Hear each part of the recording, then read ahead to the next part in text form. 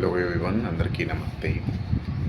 నాగలాపురం, తిరుపతి జిల్లా. ఇక్కడ మా ఊరేది. ఇక్కడ బ్రహ్మోత్సవాలు చూస్తున్నప్పుడు ఒకటి అనిపించింది ఏంటంటే, ఎంత బిజీగా ఉన్నా సరే భక్తి శ్రద్ధలతో కాసేపు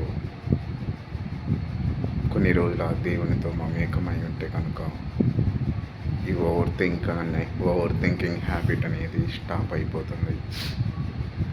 సో ఈ పరిపూర్ణంగా ఇన్వాల్వ్ అవ్వాలన్నమాట.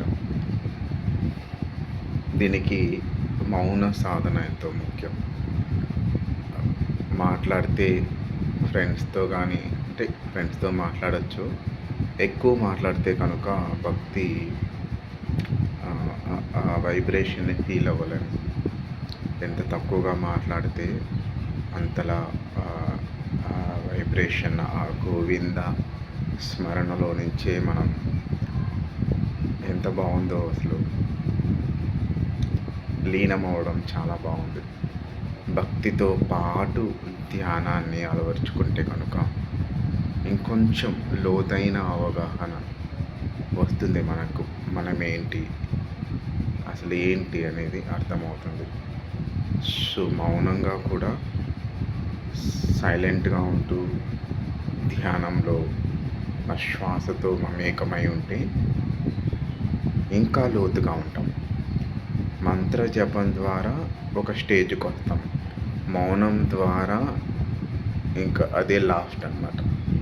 మౌనంలో శ్వాసలో లీనమైతే కనుక చివరికి వచ్చేసాం. అన్నీ ఉండాలి. గోవింద స్మరణ ఉండాలి, మౌనం ఉండాలి, శ్వాస అనే దేవుణ్ణి కూడా పట్టుకోవాలి.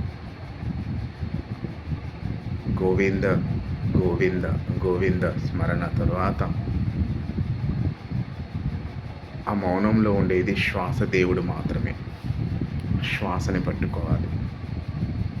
అప్పుడు ఇంకా తొందరగా ఆ వెంకటేశ్వర స్వామి ఆశీస్సులతో ఇంకా తొందరగా మనం